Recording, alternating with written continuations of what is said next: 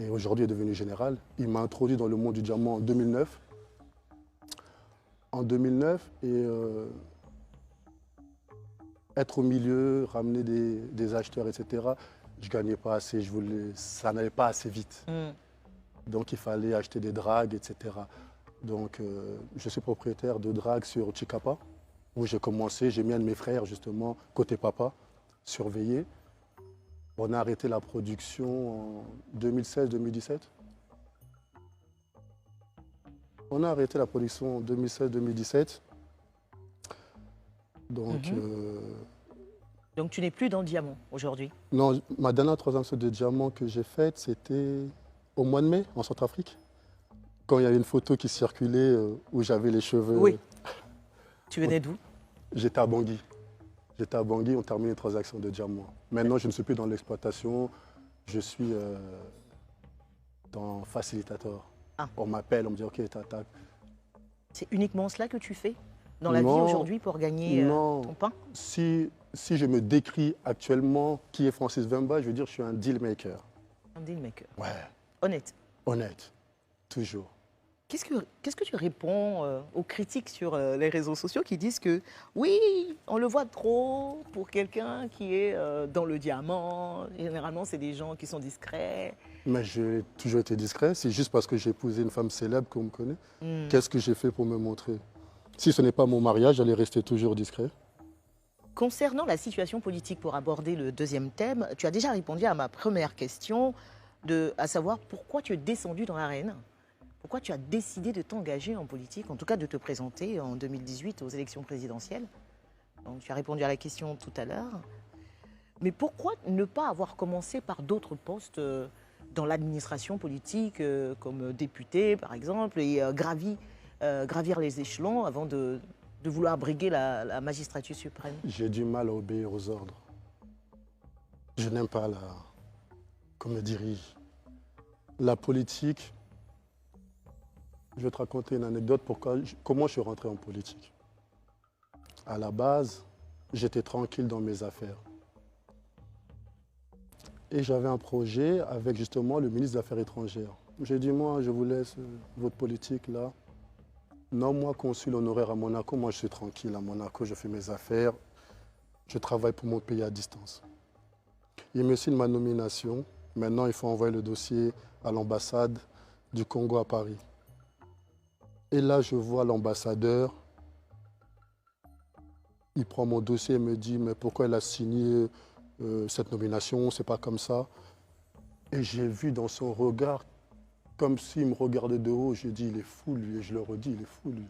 Il ne sait pas les montagnes que j'ai soulevées pour arriver ici. Parce que toi, tu es le fils d'un politicien, ça te donne... Je dis, non seulement je vais rentrer dans la politique, mais je vais exceller dans cette politique. Il faut qu'il me regarde bien là.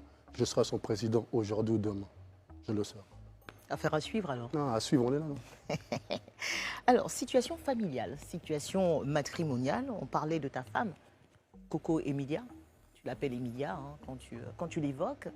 Quelle est, à ce jour, votre situation à tous les deux? Nous sommes séparés. Mais toujours légalement mariés? Jusqu'à la mort. Tu ne veux pas te séparer définitivement? En fait, le mariage est la seule institution divine. Je ne me suis pas marié par hasard. Il y a des hauts et des bas. Moi, je suis d'accord qu'on se sépare, mais par rapport à des choses réelles. Moi, je me réveille, on m'attribue des relations avec des maîtresses que j'ignore même que j'avais des relations avec elles. Les gens se sont levés, ils ont pris ma photo, ils ont pris la photo d'une influenceuse marocaine, Yousra, ils ont décidé que j'avais une relation avec elle. Une personne que dans toute ma vie, j'ai vu que 30 minutes à l'aéroport, je croise. C'est la seule raison Non, qui a fâché ton épouse? non. Ce que mon épouse me reproche énormément, c'est mon absence. Une fois que je me suis marié avec cette personne, je suis remonté en Europe, elle était enceinte. J'ai mis d'autres priorités qu'à ce mariage. J'ai pris Emilia comme acquise. J'ai négligé la relation Et ça l'a beaucoup affecté parce qu'il y a eu des moqueries de la part de sa communauté qui disait il t'a marié, il t'a abandonné, etc., etc. Après, on me voyait avec des filles sur Paris en mode chill et ça commençait à énerver Emilia petit à petit. Et c'est l'accumulation de toutes ces choses. Mais est-ce que tu comprends aujourd'hui la réaction de Emilia par rapport à tout ça? Non seulement je comprends, voilà pourquoi je reste silencieux. Les gens regardaient ses réactions, mais ils ne connaissaient pas mes actions. Quelles étaient tes actions?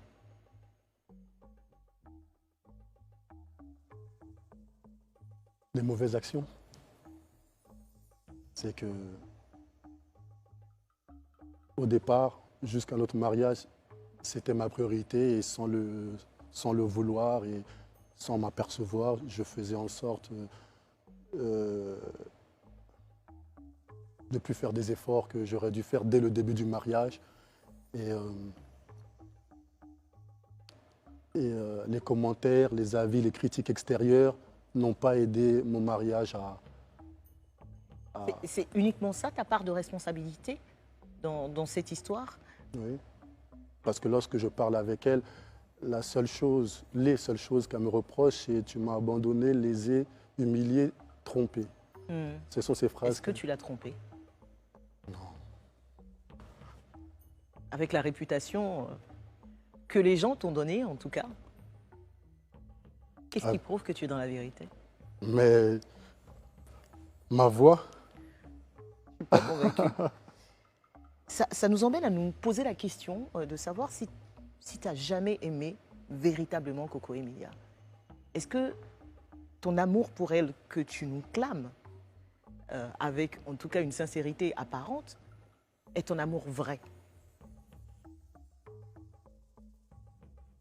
sur Emilia,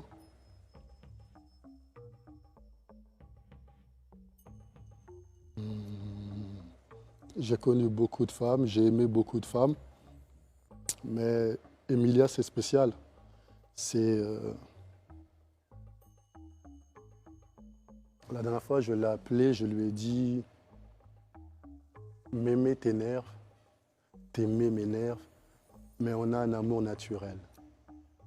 Je ne fais pas d'effort d'aimer Emilia. Emilia, si elle pouvait prendre mon amour et le balancer, elle aurait balancé tout de suite. Et moi, de même. Je ne cesse de dire que nous sommes deux fragments d'une seule pièce.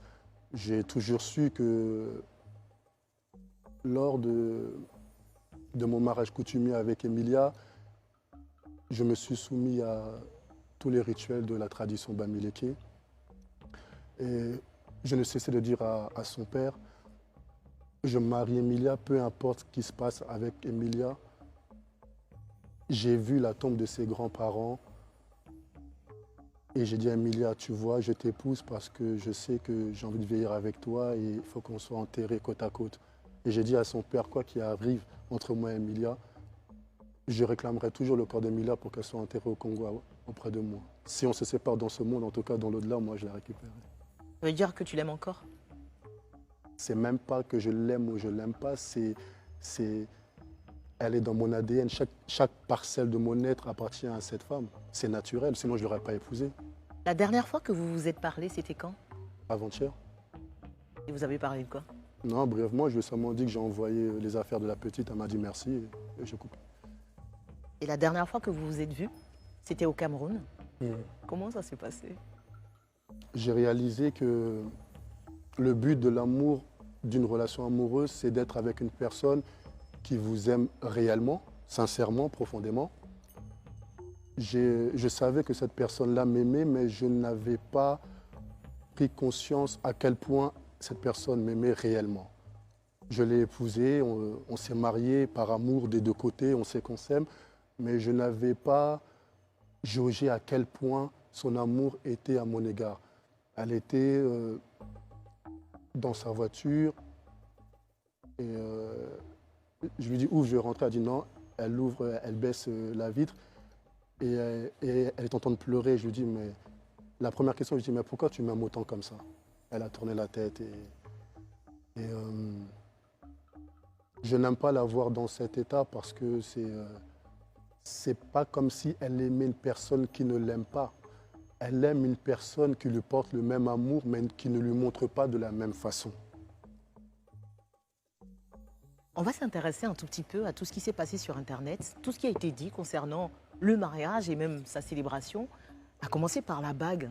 Il a été révélé sur Internet que la bague de promesse, c'est bien cela, offerte à Coco Emilia, qui était censée être en diamant, ne l'était pas en réalité.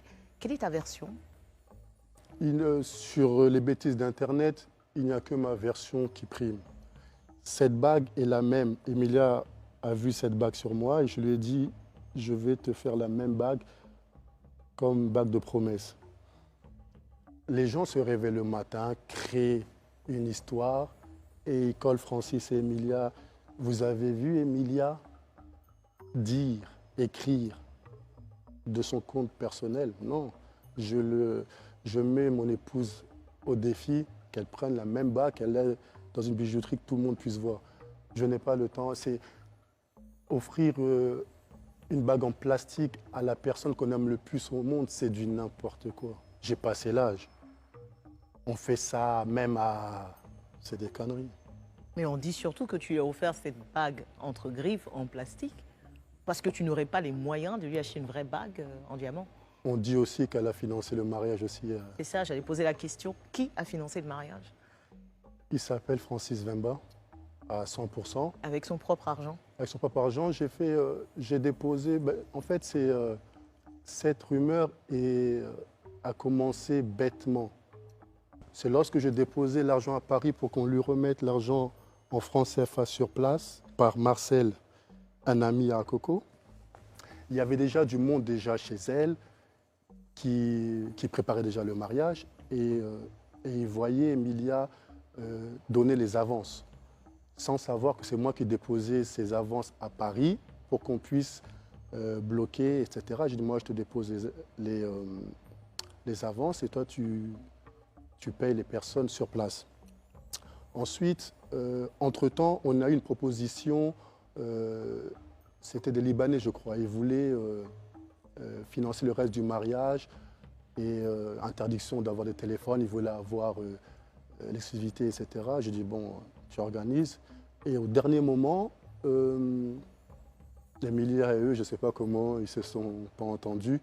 On était juste niveau timing. Et c'était difficile avec le Covid en Europe, etc. Donc j'ai dû faire des transferts d'un compte espagnol vers le compte d'un de ses amis. Et on m'a mis du cash à disposition sur place. Mais je sais qu'en décembre, lorsqu'on a commencé à se séparer, je parlais avec une de ses amies qui m'a dit, tu sais que Coco avait participé au mariage à hauteur de 2 millions de francs CFA. Je ne savais pas. J'ai appelé Coco, j'ai dit, pourquoi tu as appelé quoi avec les 2 millions de francs CFA?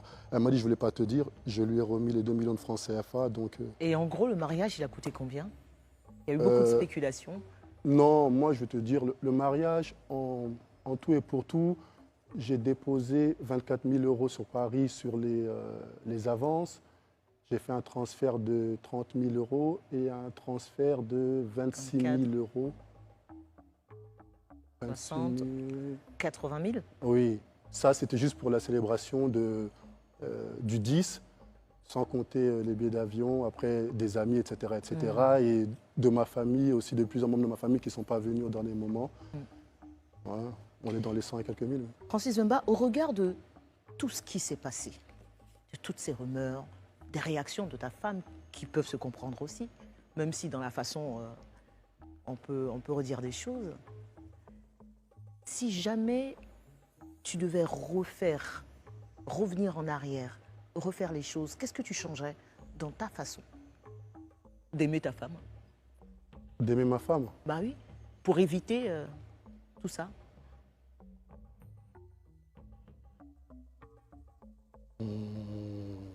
Si je devais revenir en arrière, je n'aurais pas fait un mariage avec autant de monde que je regrette aujourd'hui, parce que j'ai réalisé qu'ils étaient à mes côtés, mais pas de notre côté. Il y a plein de personnes qui n'auront pas assisté à mon mariage parce que...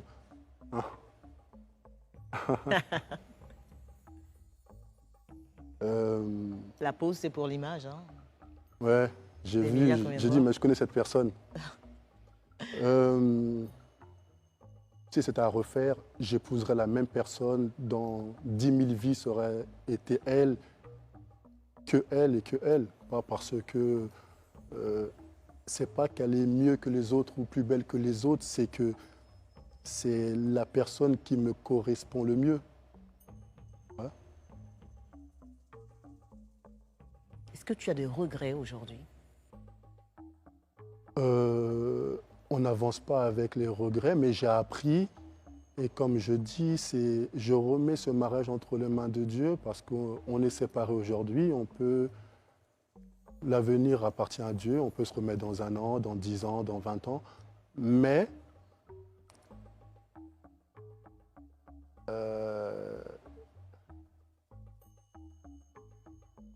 je ne me vois pas vivre avec une autre personne que cette personne-là. Hmm. Avec son sale caractère, ça bouge pointu d'un poli. Là.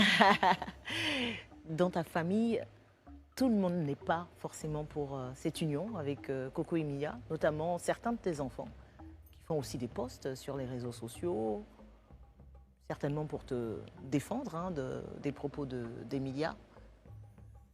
Qu'est-ce que tu penses de tout ça, de cette guéguerre? En fait, il n'y a pas de guéguerre. Lorsqu'Emilia poste des choses, c'est à chaque fois, par exemple, on va lui envoyer que je suis avec une fille, par exemple, quelque part. Elle va sortir, elle va commencer à écrire, m'insulter de tous les noms. Moi, c'est pas que... Chacun a son comportement. Mon épouse est de nature très jalouse, impulsive. Elle est très colérique. Et moi, je suis plutôt plus calme, réfléchi. Mais pourquoi tu t'affiches avec des filles si tu sais qu'elles n'aiment pas? Non, c'est pas que je m'affiche avec des filles ou qu'elle n'aime pas, c'est que j'ai 40 ans, j'ai des amis. Hier, on était au restaurant ensemble, on rigolait. Ouais. Ça, je ne vais pas... il n'y a rien. Tu comprends? J'ai des amis, j'ai des sœurs, des cousines, des relations, voilà, on n'arrive pas aussi loin dans la relation, arrivé au mariage. J'aurais pu me marier 1000 fois avant elle. Justement, ça se racontait que tu t'étais déjà marié traditionnellement avec d'autres femmes. Moi, j'ai envie de voir les familles des autres femmes qui ont dit que je me suis marié avec leur enfant.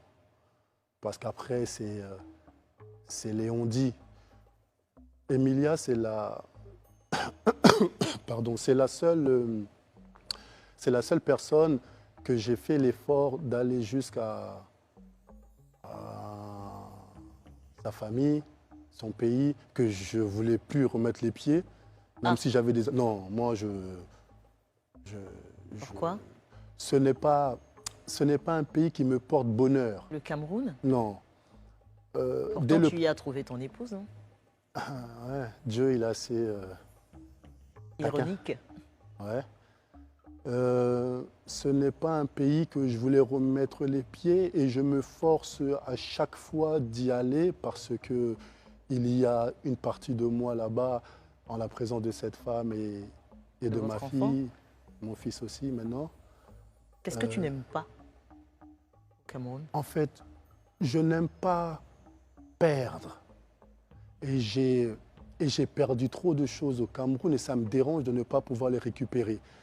C'est quand ces imbéciles d'Internet sont en train de parler, je leur dis il faut aller voir au ministère des Transports de votre pays. Vous allez voir que j'ai plus de 400 000 euros de matériel que je ne calcule même pas. On ne regarde. Moi, j'ai des soucis de riches, pas de pauvres. Moi, j'ai des soucis pour récupérer mes investissements au Cameroun que je n'arrive pas à récupérer. Et le fait d'y être, déjà, ça m'énerve parce que je ne peux pas aller en justice avec la personne. Je ne peux rien faire parce qu'elle a des appuis politiques assez solides pour l'instant. Mais malgré tout, je suis quand même venu par rapport à Emilia. Et je pense que si elle avait eu son visa, Emilia, je ne pense pas qu'elle aurait remis les pieds au Cameroun. En tout cas, c'est ce que je lui disais de toute façon. Le procès, on en parle? Le procès, c'est... Emilia a demandé le divorce en Europe. Et Ils ont renvoyé le divorce. Ils n'ont pas donné suite. Je suis congolais, elle est camerounaise. C'est un mariage de droit camerounais qui n'a pas été déclaré en France. Donc, La justice française était incompétente de pouvoir gérer ce dossier. Et maintenant, libre à elle de continuer ses actions sur son territoire. à l'heure où on parle, toi et moi, il n'y a pas de procédure de divorce en cours. Même s'il y a une procédure de divorce dans son pays, elle va divorcer seule. Et si elle y arrive, je repartirai la remarier. Tu n'as pas arrêté de regarder cette image de ta femme, en tout cas officiellement, c'est toujours ta femme, Coco Emilia, avec des yeux d'amour, c'est sûr. Si tu avais à cet instant précis quelque chose à lui dire en la regardant, droit dans la photo, pour ne pas dire dans les yeux, ce serait quoi? Qu'elle puisse se ressaisir, d'arrêter de boire de l'alcool par rapport à sa santé, de se concentrer sur ses affaires parce que il faut qu'elle reste focus sur le business et qu'elle se concentre. Tu penses qu'elle regrette d'avoir dit oui à ta demande en mariage aujourd'hui? Qu'elle regrette ou qu'elle ne regrette pas, ce n'est pas mon problème, c'est déjà fait. Et le regret n'a pas de place entre elle et moi parce qu'on ne s'est pas marié par hasard. Avant de se marier, cette personne était d'abord mon amie, c'était ma confidente. Chacun avait sa relation de son côté. Elle me racontait ses histoires, je lui racontais mes histoires. Et je connais très bien cette personne. Par exemple, là, si je sors et j'ai un accident, je sais que si il me manquait quelque chose, elle ne va pas hésiter à me donner. Comme un organe, par exemple? Ouais, elle n'hésitera pas. Ça, c'est ma photo préférée. On se ressemble, elle et moi. C'est la seule fois où tu buvais de l'alcool, c'est ouais. ça, hein? Ouais. Coco Emilia, en tout cas, il se raconte qu'elle a perdu énormément de choses après son mariage avec toi. Comme quoi? Comme par exemple le droit de voyager, d'avoir un visa pour la France notamment. Ouais. Qu'est-ce qui s'est passé? En fait, ils se sont amusés à lui créer un dossier judiciaire de plaignants qu'on n'a jamais vu. Elle a eu des mandats d'amener, elle s'est présentée, il n'y a jamais eu de plaignant, juste pour pouvoir boycotter. Et moi, je pense que... Très belle photo aussi. Ouais. On était mignons, là. Ouais. Après, les on-dit, ils disent que c'est à cause de moi que j'ai donné des faux papiers, etc. Il faut parler, hein. Tu n'as pas donné de faux papiers? Non, je n'avais même pas besoin de donner des papiers par rapport au visa d'Emilia. C'est une personne qui a toujours eu des visas long séjour pour l'Europe. Elle n'a besoin de personne. Je ne suis pas camerounais. Au Cameroun, elle a besoin de personne pour venir en Europe. C'est juste qu'il y a eu de la mauvaise foi de pas mal de personnes autour pour l'empêcher de me rejoindre sur l'Europe. Tu es toujours amoureux de ta femme, mais elle a décidé, elle, de prendre un autre chemin, en tout cas pour l'instant. Vous êtes séparés. Est-ce que toi, tu te considères aujourd'hui comme un cœur à prendre? Il n'y a rien à prendre. Non, c'est pas ça.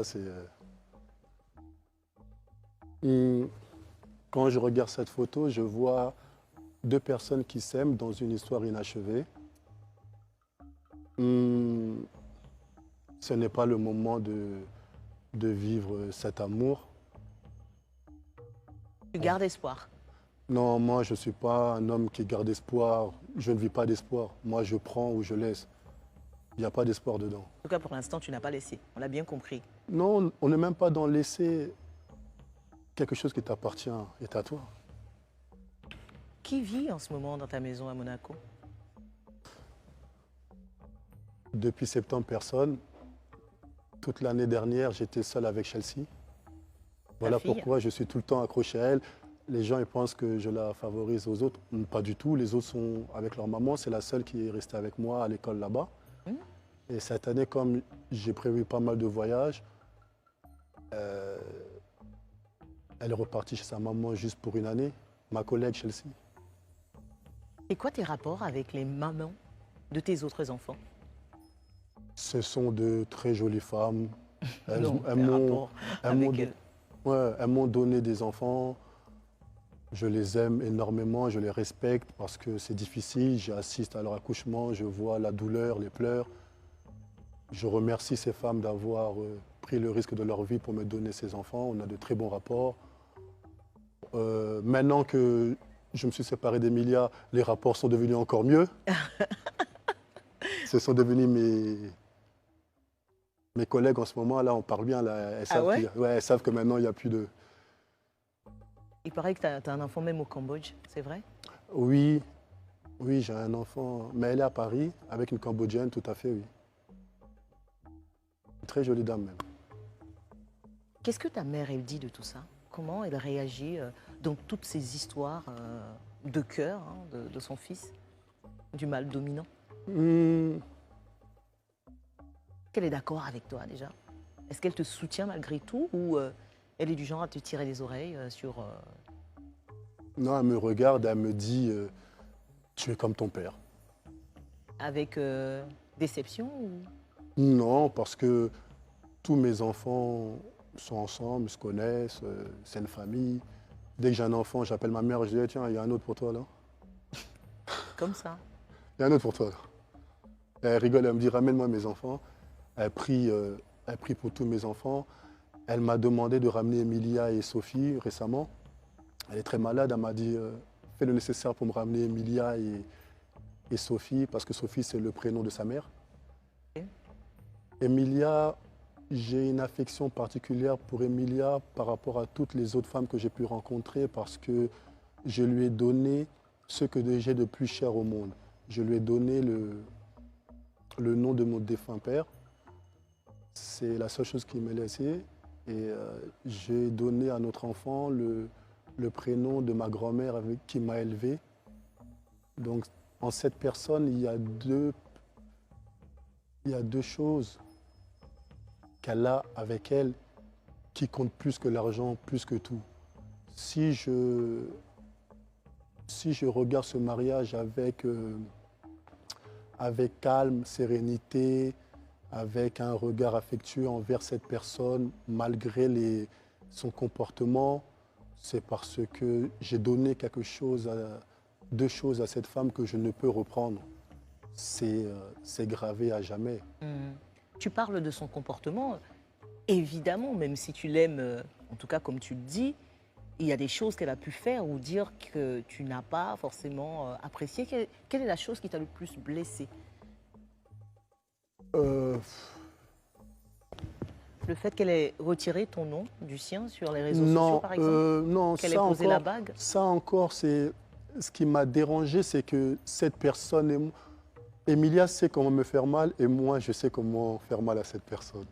Parce on se connaît réellement. Je t'ai dit, nous étions d'abord amis, confidents. C'est lorsque je regarde Emilia, je ne regarde pas tout ce qui nous oppose aujourd'hui, ni ce qui nous sépare, mais je regarde tout ce qui nous a unis. Premièrement, cette personne, quand je l'observe, je suis resté 1 an et demi allongé suite à ma maladie d'embolie pulmonaire bilatérale segmentée. Plusieurs fois, cette personne est restée au téléphone du matin au soir en vidéo avec moi à l'hôpital, avant le mariage, après le mariage, jusqu'à la guérison totale, fin 2021. Dans chaque relation, les personnes s'attardent sur ce qui les oppose, qui les sépare. Moi, comme je dis à mes enfants qui me regardent, vous êtes les enfants de Francis, c'est ce qui vous unit. Ne regardez pas ce qui vous sépare, vos mères. C'est ce que j'essaie d'appliquer dans ma vie. C'est je me concentre sur les bonnes choses et en acceptant d'épouser Emilia, je savais qui j'ai épousé. Tout ce qu'elle fait ne m'étonne pas, ne me choque pas. J'ai prié pour avoir la pluie qui s'appelle Emilia. Je dois en assumer la boue qui s'appelle son comportement. Est-ce que tu as eu peur à un moment donné que ces agissements, justement, aient une répercussion directe sur tes ambitions politiques? Oui, parce que lorsque la toile s'enflamme à dire que j'ai un litige avec ma femme, que j'ai escroqué ma femme, tout ça, c'est lorsque tu as des partenaires de travail, ils checkent Google, ils tapent ton nom, ça sort des âneries comme ça, c'est pas agréable. Comme je l'ai dit, je ne suis pas maqué avec un groupe ou des personnes que je dois me justifier par rapport à ma vie privée parce que je mène ma barque depuis une décennie avec une seule personne, Walter. Donc tous les autres, ils veulent travailler ici, c'est bien, ils ne veulent pas travailler, ce n'est pas mon problème. Maintenant, personne n'a le pouvoir sur ma vie, sur mes ambitions, à part moi-même. Parce que chaque action que je pose, j'en assume les conséquences. Et elle peut dire ce qu'elle veut, Emilia, elle peut faire ce qu'elle veut. Moi, je reste focus, inébranlable sur mes ambitions, mes envies, ma direction. Et voilà, c'est ma vie privée. Maintenant, si les personnes, ils sont trop bien dans leur vie et ils n'ont pas de problème avec leur femme, ça me fait une belle jambe. Qu'est-ce que tu dis aux gens sur Internet qui racontent toutes ces histoires? En fait, je lis, je regarde, j'en rigole et j'en parle avec mes enfants. Au final, il faut regarder le bon côté des choses. Cette histoire m'a permis de me rapprocher de mes enfants, ça m'a permis de mieux structurer ma relation avec mes enfants. À aucun moment, lorsqu'Emilia écrit des mauvaises choses, je suis la personne qui va dire à mes enfants qui sont déjà à un âge assez avancé, ils comprennent les choses, elles sont branchées, leur dire oui, elle est comme ça, elle est comme ça, non. Par exemple, Chelsea, qui est très proche de moi, a une relation extraordinaire avec Emilia que moi-même, je n'avais plus le téléphone d'Emilia, c'est Chelsea qui m'a donné son nouveau numéro en fait. Elles ont leur relation, je ne rentre pas dans la relation entre Emilia et Chelsea parce que Emilia est la maman de sa sœur, de son frère, avec qui Ryan et Chelsea sont très proches. Les problèmes avec Emilia, c'est entre moi et Emilia. Emilia prend le téléphone, elle dit « Je suis en guerre avec ton père, mais toi, je t'aime, viens au Cameroun, tu es ma fille. » Donc, on n'en est pas là, parce que la réalité, nous sommes les seuls à connaître où on en est réellement. Et voilà, il faut prendre... Il ne peut y avoir deux fous dans une famille, ni dans une maison. Là, quand elle est en colère, je ne vais pas être aussi en colère et rentrer dans un conflit avec elle, ou sinon, son père... Elle est jeune, Emilia, elle est encore immature, elle va prendre la maturité avec de l'âge. C'est une bonne personne, sinon je ne l'aurais pas épousée. Et je ne regarde pas les mauvaises actions qu'elle a pu poser, je regarde plutôt ce qui nous a unis, au-delà de l'amour. Je sais que c'est une personne qui m'aime réellement, sincèrement, sans intérêt. Et voilà, c'est ça. Francis Wemba, as-tu été totalement sincère dans ce confessionnal? Un peu trop, je pense. Merci.